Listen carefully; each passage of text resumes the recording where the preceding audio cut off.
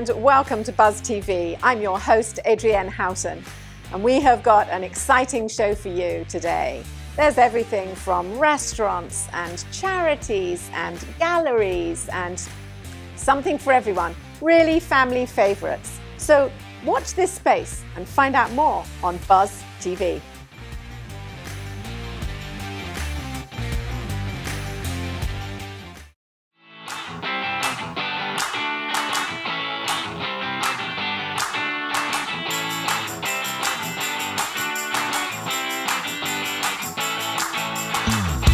Welcome back to Around Town. I am your host, Tiffany Howard. Today we have some interesting topics to talk about that are not normally discussed on the show. We're getting a little bit deep today with Troy Farquhar from Integrity Law. I'm glad you were able to come back. There is so much that you and your partner focus on with your practice. We talked a lot about adoption. We do some of those. That is something that is really a difficult thing to navigate. And you were just telling me about this amazing case that you just had, and you were able to get to some wonderful places for your clients. Yeah, so I had a case where it was a private adoption case, and to be honest with you, normally I represent adoptive parents. In this case, I represented a parent who the adoptive parents were trying to terminate his parental rights, and he didn't want to consent. So that case went up on appeal and then was recently just overturned. So basically we're back at square one. My client's parental rights are back intact. But you asked me if I work with DCF. What is that like? Yeah, well, DCF is, just this behemoth of, it's a governmental agency, but there's a lot of different layers to it. And, you've got your Children's Legal Services, they're the law firm for DCF, and then you have all these investigators that they're either investigating child incidents, or Adult Protective Services is also another part of DCF. But I think what's really interesting about DCF is that a few years back, probably like in the mid-90s, Florida went from a child welfare system that was all state-run and all government dollars to a privatized system, where now we have we call them community-based care agencies, and they're basically the social workers. So there's, different ones in each region, and in Jacksonville we have 2 or 3. But they're all not-for-profit organizations, but they now they're in charge of handling the case management aspects instead of having like government employee social workers. There's now private entity, not-for-profit social workers. So I don't know. It's kind of different here in Florida than a lot of places. Yes, and it does vary from county to county, because I know that each county has their own umbrella, if you will. Yeah. So something that you mentioned about the parental rights wanting to be terminated from the adoptive parents. Can adoptive parents really adopt if there is another parent, and do the paternal rights have to be terminated to move forward on that? Yeah, unless it's a step-parent adoption, then both parents' rights are going to be terminated if both parents are living. In step-parent adoptions, usually, it's just one parent because there's the biological parent and their spouse are adopting. And I guess in all other cases, it would be the biological parent's rights are terminated. Right. Yeah. So in this case with you, does this parent have an opportunity to be reunited with their child? Yeah, potentially. Potentially. Well, that for me it was good. So for me it was a fundamental due process issue. My client didn't get a fair shake. The procedure didn't happen correctly. The proper law was not applied. The whole thing was a S show when I came on board. The attorney before me, it was all messed up. And when I came on board, it was set for trial, and the judge wouldn't continue it. So we had this big trial based on all of this lead up that was done improperly. So I'm glad it was reversed, but now we got to go back and kind of start over. So right. Yeah. It's my understanding that having your parental rights terminated in the state of Florida is very difficult. It is. It's often called the death penalty of family law. It's a very high standard to do. You've heard of beyond a reasonable doubt standard, a very high burden. This is almost that high as clear and convincing. Like the finder of fact has to be not unhesitant in their ruling, and they have to be very clear on exactly what the facts are. So it's a high burden. It's to terminate somebody's parental rights, and it shouldn't be done willy-nilly. Obviously, I mean, it should only be done in cases where it's necessary to protect the child or to put the child in a permanent living situation. Such a very life-changing part of law practice. Yeah. So Integrity Law does adoptions. We do. So you represent a lot of people that are looking to adopt babies. Yeah. I do remember you said before you do not do anything with international adoptions. No. All just domestic, from the United States. And obviously, if someone was struggling with some parental rights or was not given a fair shake through the legal system, this is someone that it sounds like you would love to come in and try to help them in that scenario. And all the estate planning, all the other things that go around with family law. Yeah, and don't forget personal injury. We do car accidents too. Yes.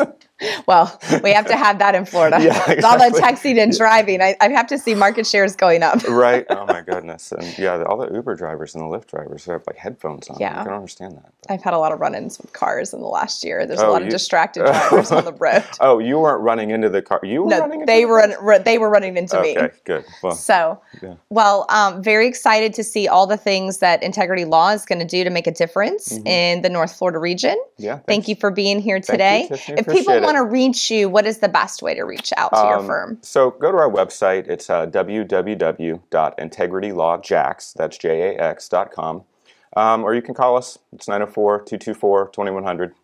Great. Well, thank you. It's always nice to see you, Troy. Yeah. Thank you for coming back to enjoy me on Today on Around Town. Remember to make today count.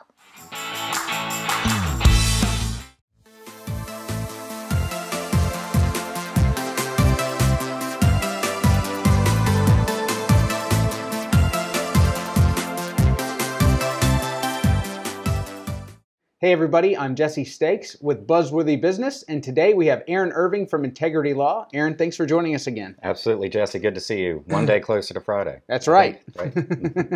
So we were going to talk about today family law and specifically child support and kind of how the courts are handling that in today's world. Absolutely. So it's a hot topic issue that always comes through my office, and it's the whole show me the money adage.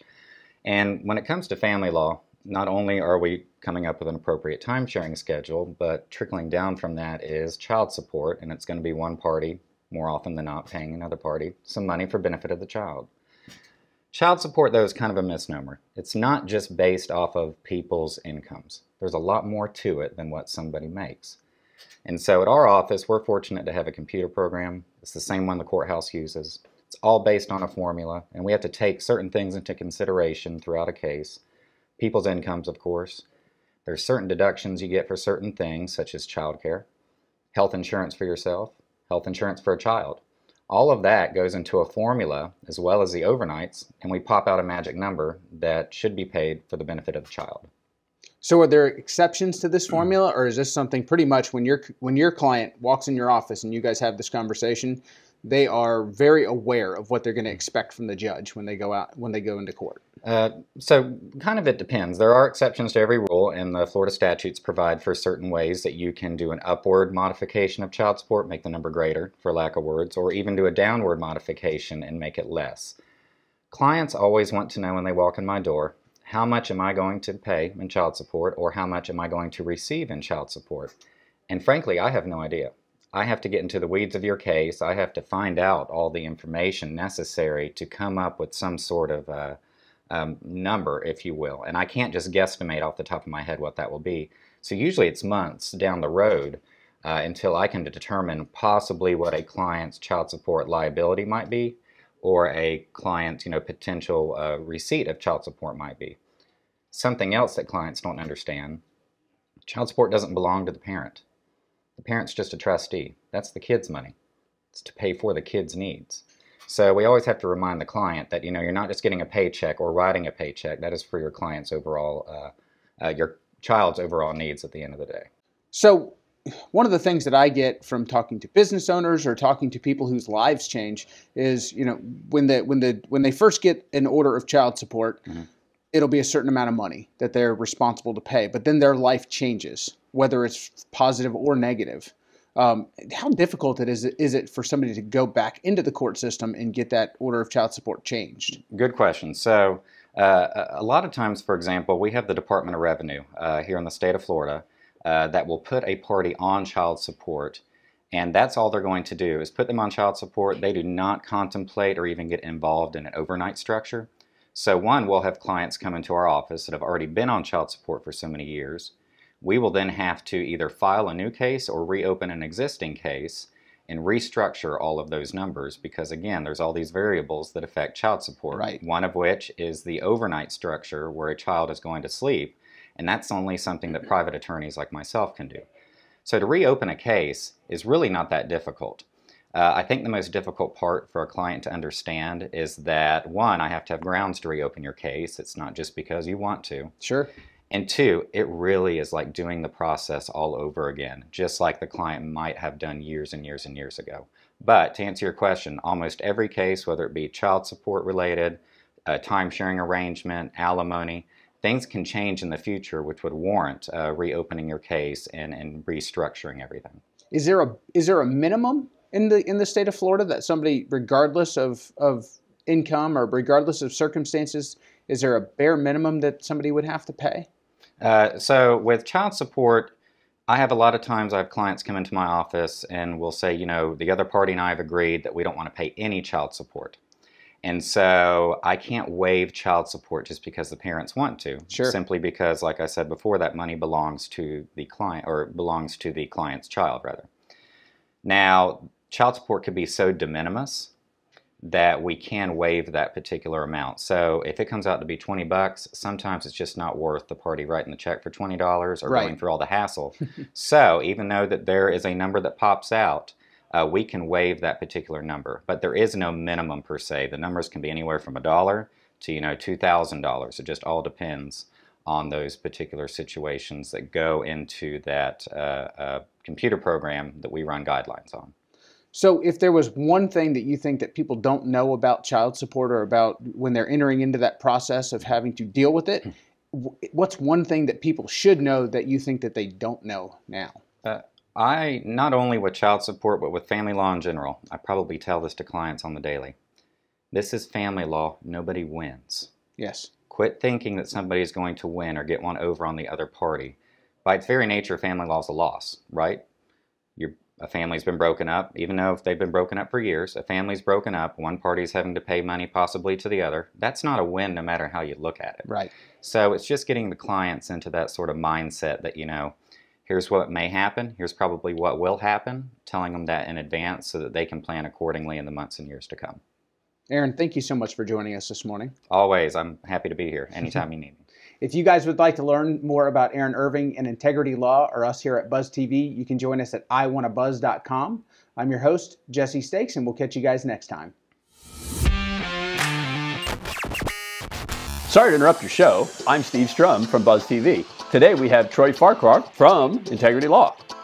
Thanks, Steve. Tell us about your firm. Yeah, so Integrity Law is a full-service law firm. We do mostly family law, but we also practice in estate planning, personal injury, probate, real estate matters. So look us up, www.integritylawjacks.com. Thanks for joining us. And you guys can have your show back.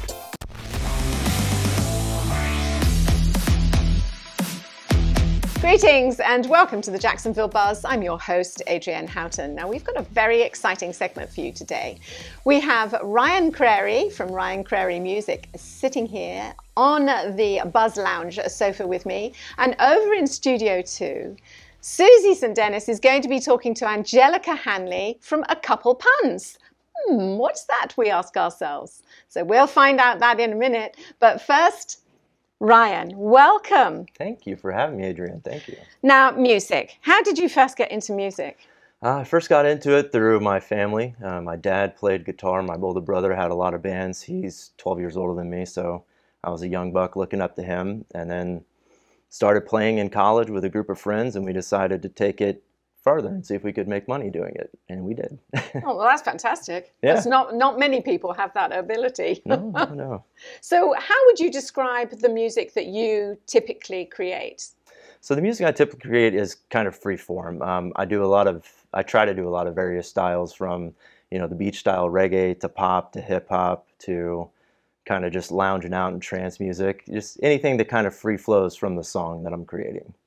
Now, we've had a difficult time with the last year, and most of your performances, I'm sure, have been events. How has the pandemic affected you and your music? Well, definitely grinding halt. The last gig I remember playing solo was at Lynch's on June 6th, and it was a great night. It was when the band was about to be lifted, and then everything came crashing back down shortly afterwards.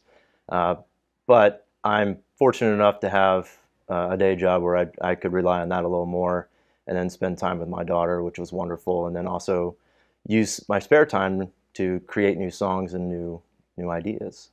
And talking about creation, what's your creative process?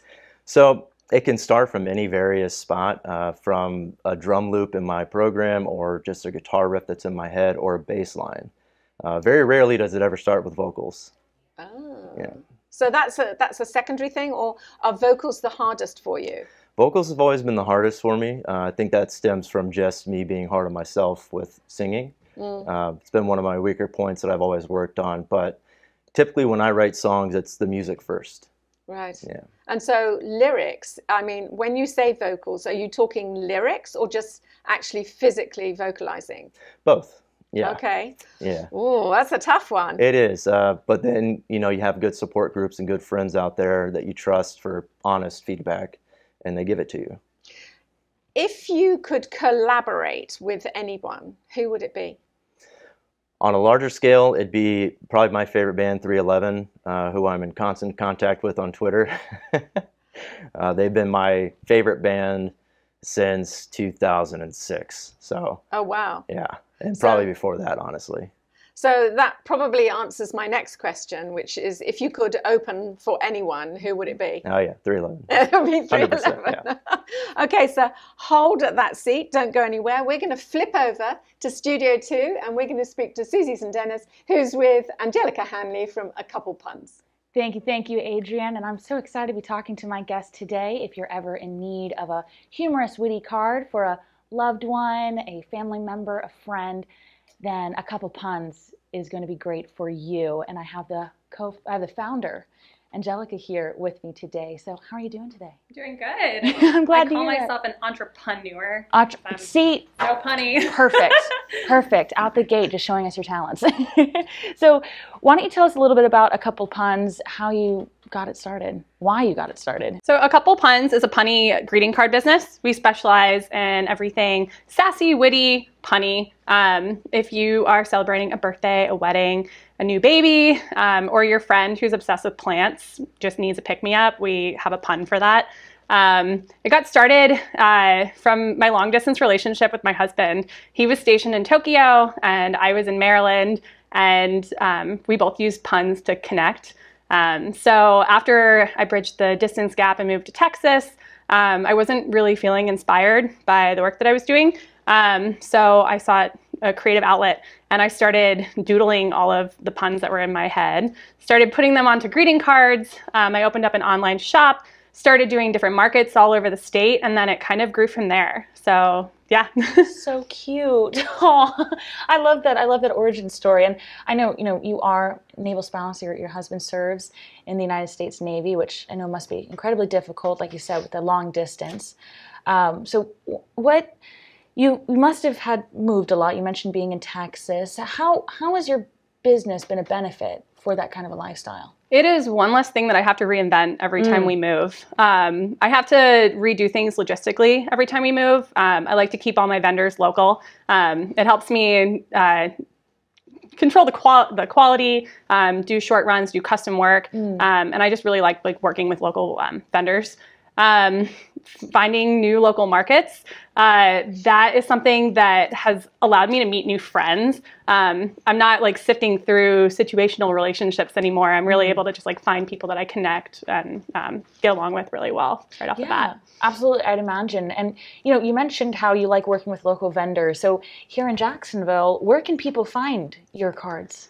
Well, you can find my cards online. Okay. I sell in the shop. It's a plant store downtown, Cultivate.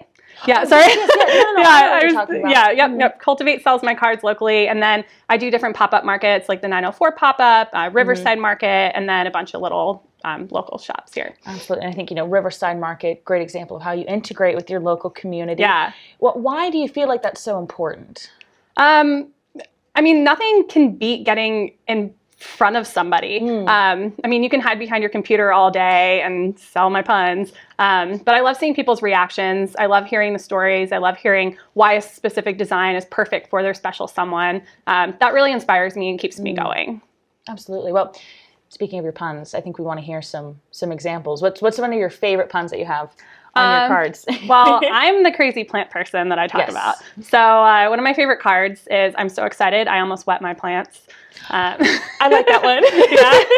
That one's good. And then I have another one for it's a little like pick me up. Hang in there. And this picture of a bunch of different hanging plants. So I illustrate the thoughts and then come up with a sentiment, and then that's something people can share. I love that, because especially I think that's such a great way to get the creative juices flowing, and you're always keeping up like the love you have for your business, because there's always something new to do with it. You're not falling into a redundant concept. Oh yeah, I see in puns. I go to the grocery store and I'm looking through the produce aisle and I see a banana and I'm like, that's appealing. Some inspiration in the world around me. It's just the way my brain thinks. No, I love that. So, what is the vision for your business? What's your goal? Are you wanting to expand? What are you wanting to do? Yeah, I would love to expand. I think that something that I used to struggle with was I'm a very creative person and I get very excited over different opportunities. I used to bite off a little more than I can chew.